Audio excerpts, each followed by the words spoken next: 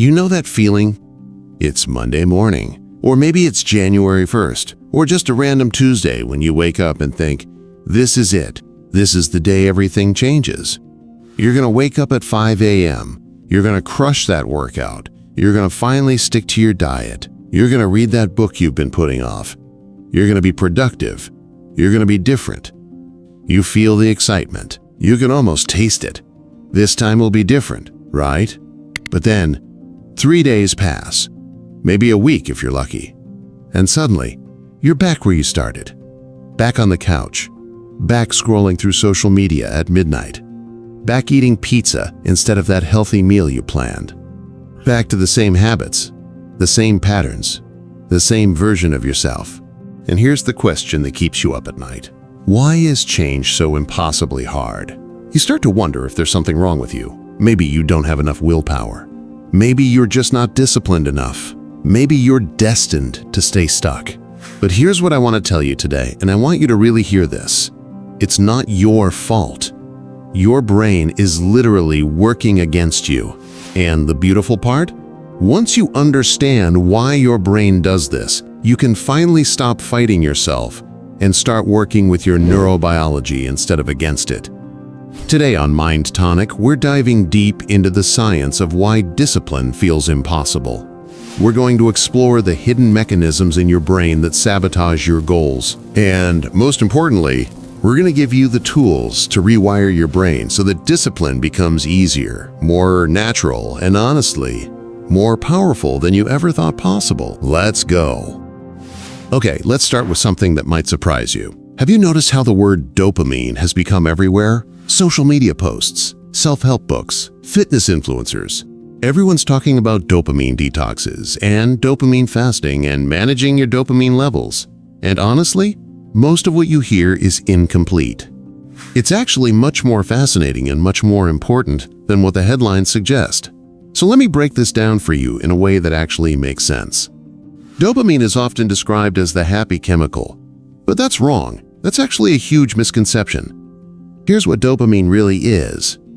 It's your brain's motivation molecule. It's the chemical that makes you want something. It drives you toward rewards. It creates desire. It makes you get out of bed in the morning. It pushes you toward goals. It's the fuel that makes you move. Think about it this way. A depressed person doesn't necessarily feel sad all the time. Often, they feel nothing. They don't want to get out of bed. They don't feel motivated to do anything. That's low dopamine. It's not about sadness. It's about the absence of motivation. Now here's where it gets important for you. Your brain doesn't discriminate between dopamine sources. It doesn't care if the dopamine comes from something meaningful or something destructive. A dopamine hit is a dopamine hit. When you scroll social media and see 100 likes on your post, your brain releases dopamine. When you eat a slice of pizza, dopamine. When you watch a Netflix episode, dopamine. When you win a video game, dopamine. But also, and this is key, when you finish a difficult workout, dopamine. When you complete an important project, dopamine. When you have a meaningful conversation with someone you love, dopamine. The brain's reward system doesn't judge. It just says, oh, you got a reward, here's dopamine. But here's the part that changes everything. Your brain adapts. This is called hedonic adaptation. And it's sneaky. When you repeatedly seek the same reward, your brain becomes less sensitive to it. You need more of it to feel the same effect. It's like how drinking too much caffeine stops giving you that energy boost. Your body adapts. Your tolerance builds. Imagine your baseline dopamine is at level 50. That's your normal. You feel okay. You have normal motivation. But then you start chasing easy dopamine hits. You get a notification on your phone. Dopamine spike to 80. You watch videos. Dopamine spike to 75. You scroll social media. Dopamine spike to 70. You eat junk food. Dopamine spike to 65. And here's what happens. After a few weeks of this, your baseline drops to 40. Now normal activities feel boring. Reading feels tedious. Exercise feels exhausting. Work feels pointless. Even things you used to love feel meh. And the only thing that brings you back to normal is doing those easy dopamine activities again. So you do them more. And your baseline drops again. And again. And again. You're trapped in what I call the dopamine downward spiral. But wait, there's actually good news here. This mechanism works both ways. If you stop chasing cheap dopamine and you stick with harder, more meaningful activities, exercise, learning, deep work, meaningful relationships, your baseline actually rises. Your brain recalibrates. Normal activities start feeling rewarding again. Discipline feels easier because you're not constantly chasing that next hit of empty dopamine. Here's the question I want you to sit with.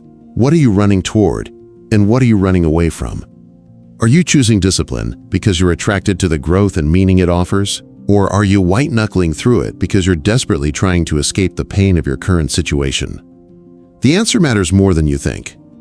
All right, so now that we understand dopamine, let's talk about something else your brain is doing to sabotage you. It's called the comfort zone. And I know you've heard this term before. It's become almost cliché, right? Get outside your comfort zone. Embrace discomfort.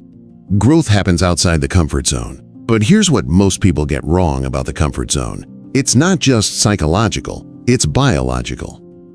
Your brain is an incredibly efficient survival machine. For thousands of years, efficiency meant survival. The less energy your brain had to spend on thinking, the more energy you had available for running from predators or finding food. So your brain loves routine. Your brain loves predictability. Your brain loves operating on autopilot. When you're in your comfort zone, doing the same things you've always done, following familiar patterns, staying with what you know, your nervous system is calm. Your brain is barely working. It's on autopilot. And from an evolutionary perspective, that's perfect. That's safe. But then something happens. You try something new. You sign up for that public speaking class. You decide to start a business. You commit to a new exercise routine. You attempt something you've never done before. And immediately, and I mean immediately, your brain detects something, uncertainty. And when your brain senses uncertainty, it triggers your threat detection system. Your amygdala lights up. Your nervous system shifts from calm to alert. And suddenly, you feel it. Anxiety, resistance, that voice in your head telling you this is hard, that you're not ready, that maybe you should just quit and go back to what's safe and comfortable. This isn't weakness, this isn't a character flaw, this is neurobiology. Your brain is literally trying to protect you by keeping you in the zone where you feel safe and in control.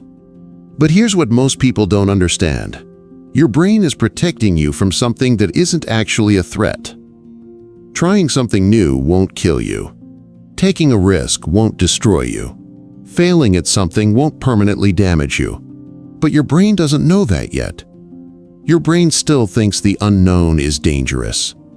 So here's the breakthrough insight. Discipline isn't about having superhuman willpower. Discipline is about tolerating discomfort long enough for your brain to realize the threat isn't real. Let me say that again because this is important. Discipline is about tolerating discomfort long enough for your brain to realize the threat isn't real. When you push through that resistance for the 10th time, your brain starts learning, oh, okay, this isn't dangerous, we survived it, by the 50th time. Your brain has completely recalibrated. The threat response fades. The anxiety decreases. What once felt impossible now feels normal. That's not you becoming more disciplined. That's your biology shifting. Your nervous system is actually rewiring itself. Okay, so we've established two things. One, your dopamine system is constantly trying to pull you toward easy rewards. Two, your nervous system is constantly trying to keep you in the safe zone. Both of these mechanisms are fighting your growth. So here's the question. How do you actually change this? How do you override these ancient systems that have been running your behavior for years? The answer is in one of the most fascinating concepts in neuroscience, neuroplasticity. This word is transformative. It literally means your brain can physically reshape itself. Your brain is not fixed. Your brain is not hardwired. Your brain can rebuild itself throughout your entire life. For decades, neuroscientists believed the brain was static. You got your brain at birth, and that was it. The neural pathways were fixed. You were stuck with what you had. But then they discovered something revolutionary. Every time you do something, You're literally building or strengthening neural pathways. Let me explain this simply.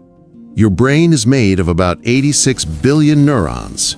These neurons are connected to each other through connections called synapses. When neurons fire together repeatedly, the synapses between them get stronger. A pathway becomes more established. A habit becomes more automatic. Here's the beautiful part. You can choose which pathways to strengthen. Every single time you do something difficult, every time you push through resistance, you're literally creating new neural pathways and strengthening the connections in your brain. Let me give you a concrete example. Imagine you decide to exercise. Your first workout is brutal. Your body hurts. Your brain is screaming at you to stop. You have zero motivation. It feels like you're moving through mud. Every representative feels impossible. Why? Because your brain doesn't have a strong pathway for exercise motivation. You're having to use your prefrontal cortex, the thinking part of your brain, to override your instincts to be lazy, and that's exhausting. But here's what's happening at the cellular level. Every time you do that workout, despite not feeling like it, your brain is allocating more resources to exercise. More dopamine receptors are forming in the reward centers. More connections are being built between the motivation centers and the action centers.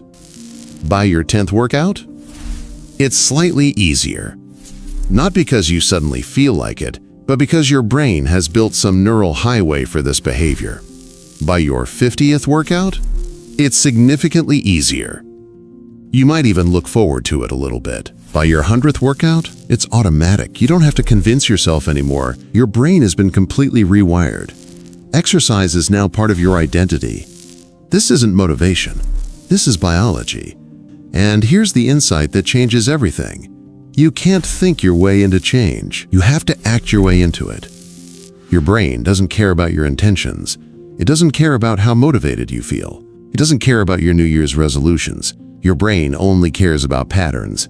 Every single action you take is a vote for a different version of yourself. When you wake up early even though you don't feel like it, that's a vote. When you exercise even though you're tired, that's a vote.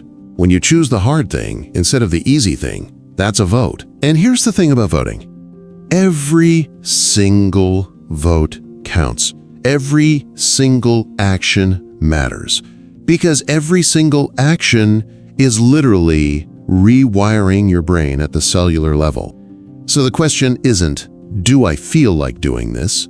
The question is, who do I want to become? And what action will vote for that version of myself? Because you're not waiting for discipline to come to you. You're not waiting for motivation to strike. You're actively building the brain and the identity of the person you want to become. And that is profoundly powerful. Now I want to share something that might sound counterintuitive. Most people think that once you build discipline, things get easier. And in some ways they do. But here's what actually happens. When you've built discipline in one area, you naturally start seeking harder challenges. This is something called the challenge-skill balance, and it's a key part of human psychology. When you develop a skill and master it, your brain gets bored. The activity is no longer challenging. There's no resistance. So what do? You naturally seek a greater challenge. The person who runs 5K regularly doesn't feel accomplished anymore. So they train for a 10K, then a half marathon, then a full marathon, then an ultra marathon, then climbing Everest. The amateur guitarist doesn't stop at playing simple songs. They learn more complex pieces. They improve their technique. They challenge themselves with styles they've never tried. The person who builds discipline in exercise doesn't stop. They apply it to their diet, then their sleep, then their relationships, then their career. And here's what's interesting. The resistance doesn't go away. You just get better at moving through it. The resistance becomes a signal. It's your brain saying, hey, this matters. This is a growth edge. This is where expansion happens.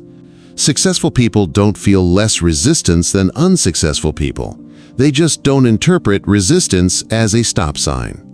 When a beginner feels resistance, they think, this is too hard. I should quit. When a disciplined person feels resistance, they think, this is hard. That means I'm growing. It's not that the feeling is different. It's that the relationship to the feeling is different.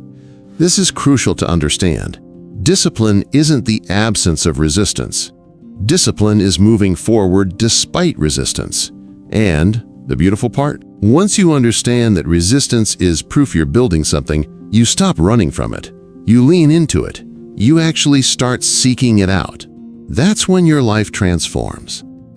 All right, so we've covered the science. We understand how your brain works against you. But here's what I know you're thinking. Okay, this is fascinating, but what do I actually do with this information? So let me give you 3 concrete, actionable steps that you can implement today to start rewiring your brain.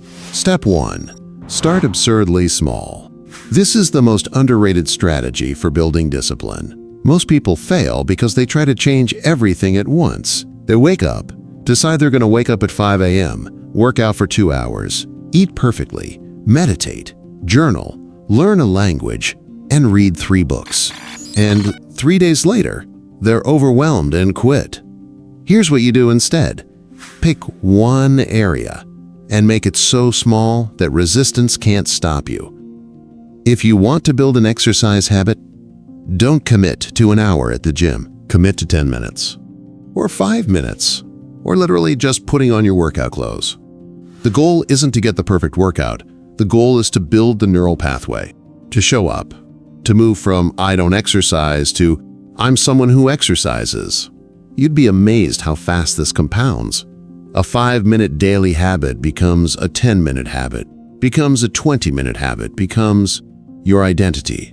And it happens not through force, but through neuroplasticity.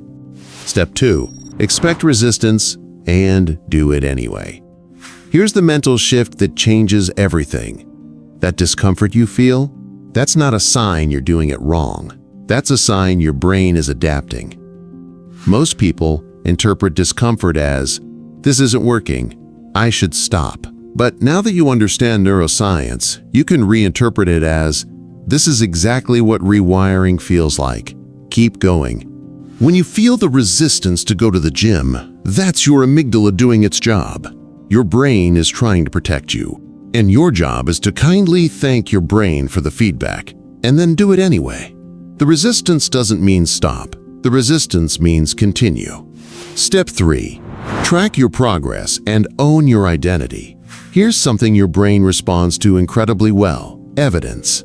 When you can see that you've kept your commitment 10 times, 25 times, 50 times, 100 times, something shifts. Your brain stops seeing this as something you're trying and starts seeing it as who you are. So track it. Use a habit app. Use a calendar and mark off each day. Use a notebook. Whatever works. But make your progress visible. Because here's what happens. After 30 days of consistency, you stop saying, I'm trying to work out. You start saying, I'm someone who works out. That identity shift is more powerful than any motivation. That identity shift is permanent, because now you're not white-knuckling through willpower. You're simply acting consistently with who you've become. And that, my friends, is how you build unshakable discipline. Let me give you some real examples to make this concrete. Example 1, the waking habit. I know someone, let's call her Sarah, who absolutely hated waking up early. For years, she would wake up late, feel guilty all day, and tell herself she'd start tomorrow.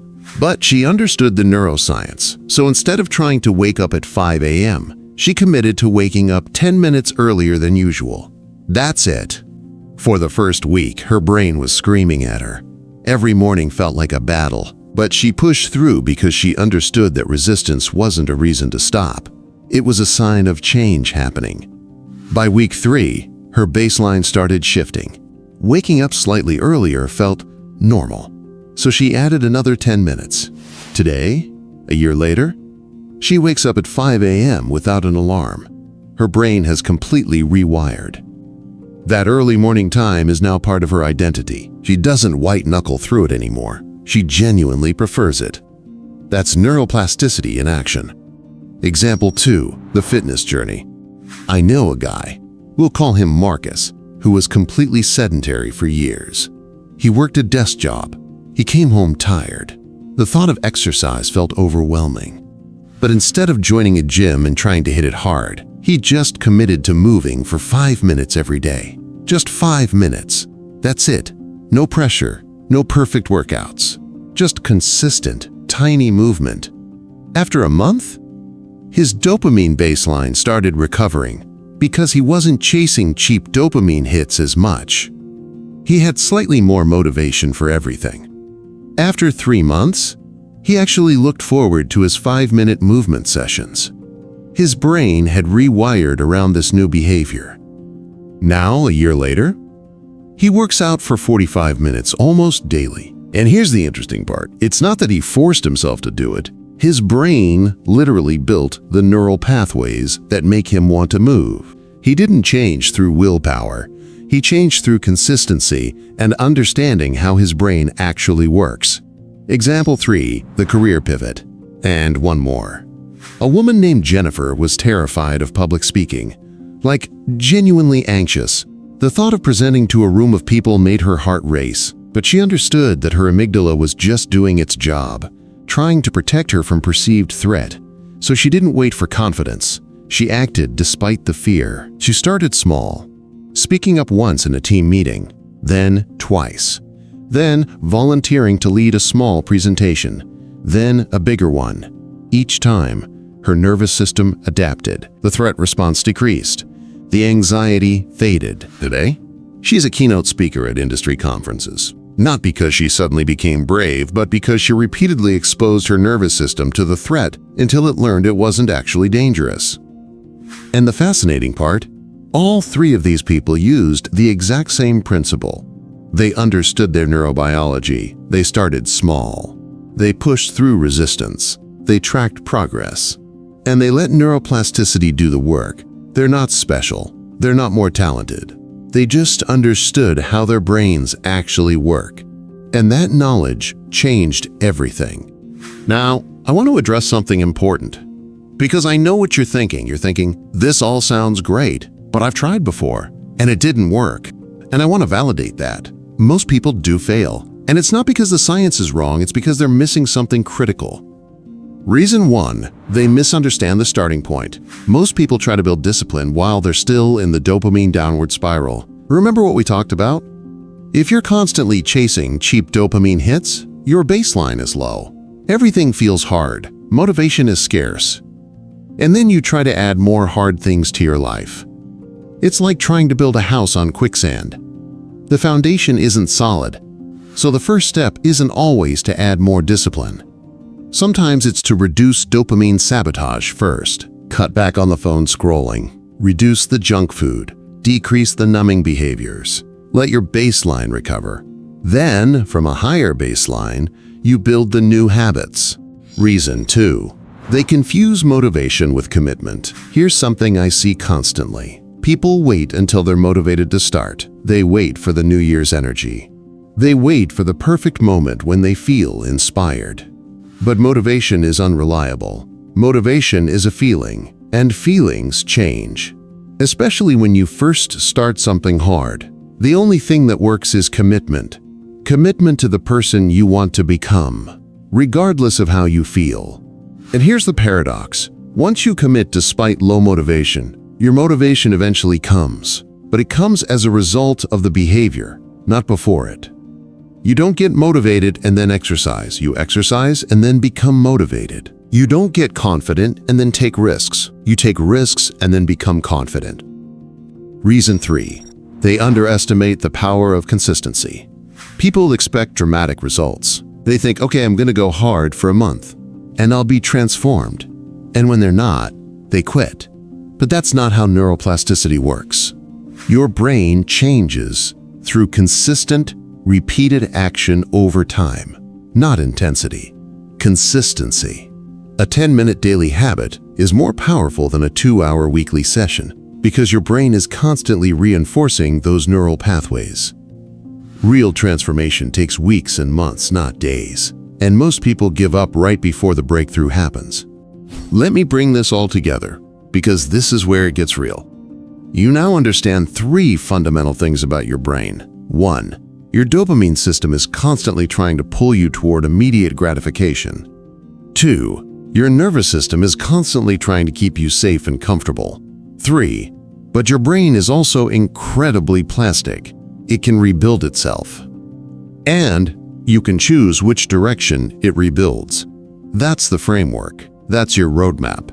And here's what that means for your life. You are not stuck. Whatever patterns you've had, whatever habits you've built, whatever version of yourself you've become, it's changeable. Your brain is not fixed. Your brain is actively remodeling itself based on your consistent actions. Your past is not your destiny. Just because you failed before doesn't mean you'll fail again. Because this time, you understand the mechanism. You're not relying on willpower. You're not relying on motivation. You're relying on neurobiology. And neurobiology is consistent. Neuroplasticity is reliable. Discipline is not punishment. It's not suffering. It's not white-knuckling your way through life. Discipline is actually freedom. Freedom from cravings. Freedom from self-sabotage. Freedom from being unconsciously pulled toward the easy path. Freedom to consciously build the life you actually want. The resistance you feel right now, if you're thinking about making a change, that's not a reason to wait. That's proof you're on the edge of transformation. Your brain is signaling that something important is about to happen, and you get to choose whether you lean into that or run from it. And here's the beautiful part. Every single action you take today is literally a vote for who you're becoming. Not tomorrow, not when you feel like it, not when you're motivated. Today, in this moment, the decision you make right now to consume this information and actually apply it, or to let it pass like every other piece of content, that decision is active neuroplasticity. That's your brain being rewired. So the question isn't, do I feel like changing? The question is, who do I want to become? And am I willing to act like that person today, even if I don't feel like it yet? So here's what I want to leave you with today. Forget everything you thought you knew about discipline. Forget the idea that you need more willpower or more motivation or need to be special to change. All you need is an understanding of how your brain actually works and a willingness to act like the person you want to become before you feel like it. Pick one thing this week. Just one. Make it small. Make it something you can actually do despite resistance, and commit to it for just 1 week. Because once your brain feels that consistency, once it starts building those neural pathways, once you start becoming that person, everything changes. Not someday, not tomorrow, now. I'm rooting for you. Everything you just learned is backed by research, but research without action is just interesting information. So here's my challenge. Take one concept from this video and apply it this week. Track what happens. Notice the results. If this video shifted your perspective, please like it. If you think someone in your life needs to hear this, share it.